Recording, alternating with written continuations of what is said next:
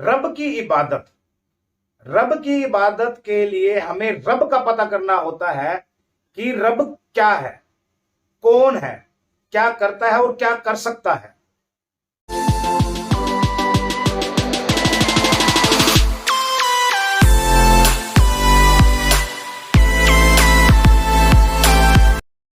नमस्कार दोस्तों, गुरु शरणम। तो आइए दोस्तों, आज हम बात करेंगे जिस टॉपिक के बारे में, वो बहुत से लोगों का सवाल है जो अंदर ही अंदर उनको सता रहा है, यानी बेचैनी होती है उन्हें इस सवाल को लेकर। अब ये जो सवाल है ये क्या है, आइए जानते हैं। ये जो सवाल है वो है, रब की इबादत कैसे करें, यानी भगवान की जो भक्ति है वो कैसे की जाए।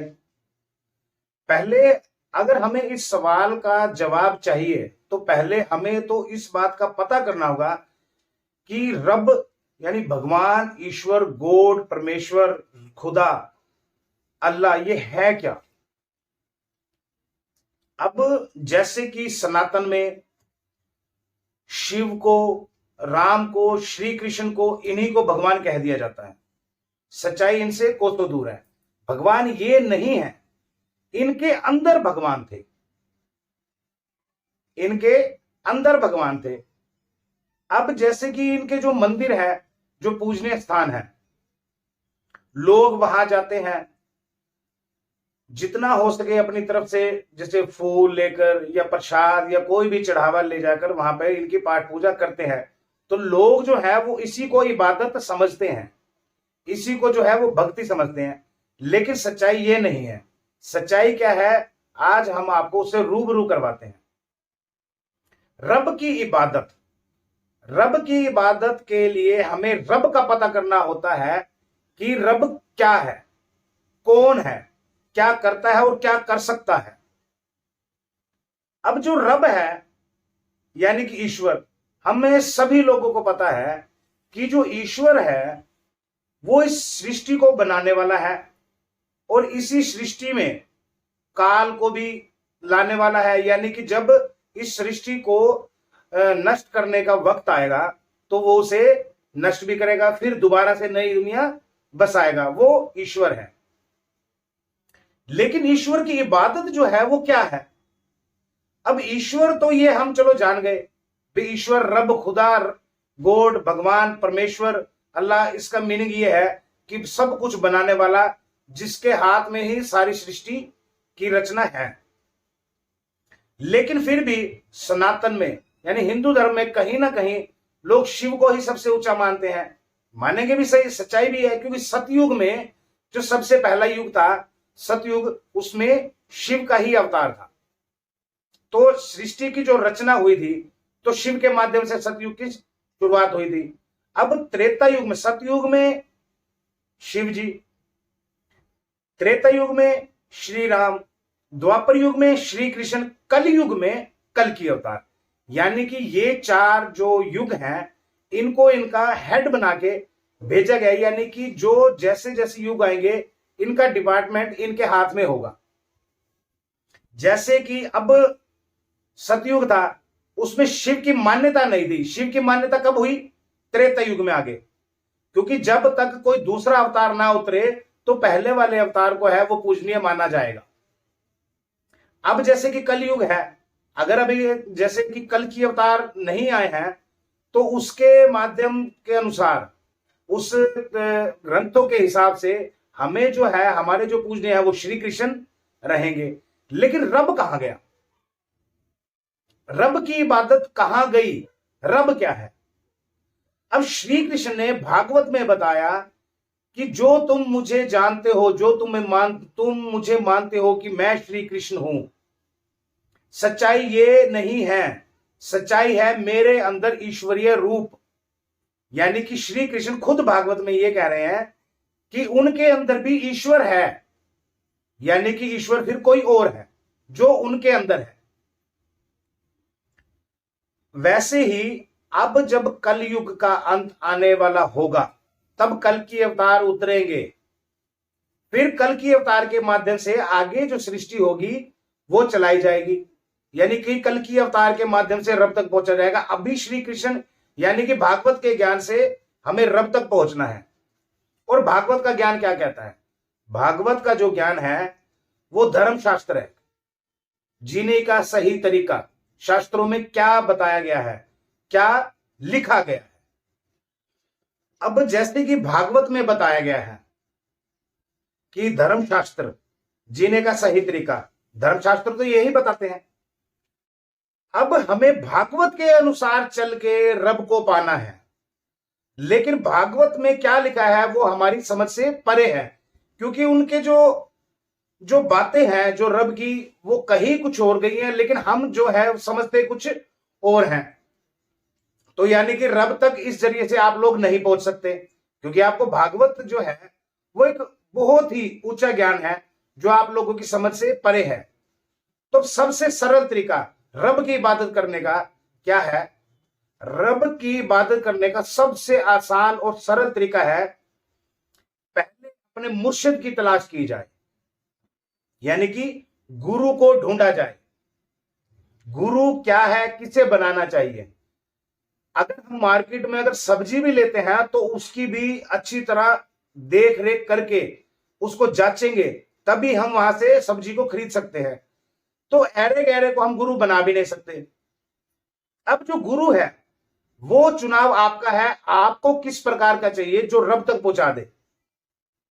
ऐसे तो धरती पे बहुत से गुरु बने बैठे हैं कि आपको किन बातों के भ्रमित, मतलब भी कोई त्योहार है या कुछ धर्मशास्त्र के रीति रिवाज है वो आपको बताएंगे, लेकिन इससे रब नहीं मिलेगा, इससे रब नहीं मिलेगा। रब किससे मिलेगा? रब की इबादत क्या है? रब की जो इबादत है वो है आपके माथे पर उस आपके मुर्शिद की मोहर हो, आपके दिल के अंदर अपने मुर्शिद के लिए मोहब्बत हो, जो आपके मुर्शिद आपके गुरु ने उस ईश्वर के नाम का जपने का कोई जप दिया हो, कोई मंत्र, गुरु मंत्र जिसको बोलते हैं, वो दिया हो, या आपके मुर्शिद हैं अगर आप खाली ओमकार के नाम से ही जाप करते हो, तो वो भी पहुंचने का, रब तक पहुंचने का, रब की इबादत करने का सबसे सरल तरीका है। लेकिन इसकी जो स्टार्टिंग है वो बहुत कठिन है, क्योंकि रब अपने तक उस इंसान को पहुंचने देगा जो उनकी परीक्षाओं में पास हो जाए। यानी कि रब की जो इबादत है उसके अंदर बाधाएं जो है बहुत सी हैं, लेकिन रब की इबादत जो है, जब आपको अपने गुरु से, अपने मुर्शिद से मोहब्बत हो जाए,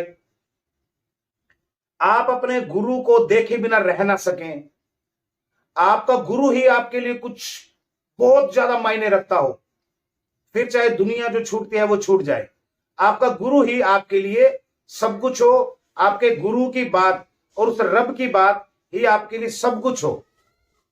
आप खाली भी बैठे हो तो भी मुर्शिद के नाम का जो उन्होंने गुरु मंत्र दिया है, जो सिमरन है आपके पास, वो चलता रहे। रब की इबादत मंदिर, मस्जिद, गुरुद्वारे या चर्च में नहीं होती। ये सिर्फ स्वर्ग तक जाने के रास्ते हैं आपके। रब तक जाने के रास्ते जो हैं उसका एक अलग वे है, उसका अलग रास्ता है। जब तक आपके दिल की धड़कनों में आपके मुर्शिद के लिए मोहब्बत, उस रब की जो बनाई हुई चीजें हैं उनकी तारीफ, रब की बनाई हुई हर एक रचना से मोहब्बत ना हो जाए, चाहे उसका कोई जानवर हो, आपको उसके लिए भी दया भाव अपने दिल में लानी ही होगी। जब तक आपके दिल में ईश्वर की बनाई हुई कोई भी चीज से मोहब्बत नहीं होगी, उसके एहसास नहीं होंगे, तो वो इबादत नहीं होगी। रब की जो इबादत है, आप अकेले में बैठे हो, मंदिर नहीं जा रहे, मत जाओ। गुरुद्वारे, मस्जिद, नमाजें वगैरह कुछ भी नहीं कर रहे, मत करो। लेकिन रब की इबादत के लिए आपके दिल के अंदर अपने मुर्शिद की मोहब्बत, अपने गुरु की मोहब्बत होना जरूरी है। आपकी रगों में खून की बजाय उस रब का सिमरन दौड़े, सिमरन दौड़े, तब वो रब की इबादत मानी जाती है। रब ने कभी नहीं कहा कि मुझे मंदिरों में, मुझे मस्जिदों में, मुझे चर्च में या मुझे गुरुद्वारे में ढूंढ लोगे तुम। ऐसा नहीं है, सिर्फ अपने दिल के अंदर ही तुम्हें रब मिलेंगे। रब की इबादत ये ऐसी है कि आप उसकी बनाई हुई हर एक चीज से मोहब्बत करें, चाहे वो कुत्ता हो, चाहे वो बिल्ली हो, चाहे वो कोई भी जानवर हो। इंसानों से तो फिर मोहब्बत बढ़ जाएगी। अब जब मुर्शिद की मोहब्बत आपके दिल में दाखिल होगी, रब का एहसास आपके दिल में दाखिल होगा, तो वो आप कहीं पे भी हो आपको बेचैन कर देगा। आपका जो दिल है बार बार रब के लिए धड़केगा, अपने मुर्शिद के लिए धड़केगा। आप चाहे बिजनेस कर रहे हो या कोई भी काम कर रहे हो, रब को इससे कोई मतलब नहीं है। आपका प्रोफेशन क्या है, रब को इससे कोई मतलब नहीं है। रब को मतलब है आपके दिल की मोहब्बत का, आपके दिल की इबादत का। आप अगर कोई सॉफ्टवेयर इंजीनियर हैं, अगर आप अपने कंप्यूटर पे, लैपटॉप पे, पीसी पे कैसे भी काम कर रहे हैं, आप काम कर रहे हो, आपका जो दिल है वो मुर्शिद की मोहब्बत में रब को जपे जा रहा है, वो इबादत है। इबादत वो नहीं जो आप सुबह के वक्त नहाकर रेडी होकर मंदिर में जाओगे, वो इबादत नहीं है, वो स्वार्थ है कि आप कुछ मांगने गए हो। लेकिन जो दिल की इबादत है, जो दिल की मोहब्बत है, सबसे ऊंचा मुकाम उसी का है। रब की इबादत ये है जो आपका मुर्शिद आपको बताएगा। अब मुर्शिद को ढूंढना भी बहुत मुश्किल है। हमें तो, हमारे पास तो है, हमें तो मिला है, अभी हम आपको बता रहे हैं, क्योंकि हमारे साथ ऐसे वाक्य होते रहते हैं। बेचैनी होना, रातों सारी रात जाग के निकलती है। अपने मुर्शिद की बात, अपने मुर्शिद की बात को ही ऊंचा रखा जाता है, हमारे रब की बात को ऊंचा रखा जाता है। फिर चाहे परिवार हो, चाहे दुनियादारी हो, उसकी कोई परवाह नहीं होती है। सिर्फ ये देखा जाता है कि रब क्या कहता है। सिर्फ इन्हीं चीजों को समझना होता है। जब अगर हम इन्हीं चीजों को समझते हैं, तभी रब की इबादत होगी, तभी हम रब के नजदीक जा पाएंगे, तभी हमारे दिल में मोहब्बत पैदा होगी, रब की बनाई हुई हर चीज से मोहब्बत पैदा होगी, किसी से नफरत नहीं होगी। वो इबादत रब तक पहुंचेगी, वही जो है असली रब की इबादत है। गुरु शरणम।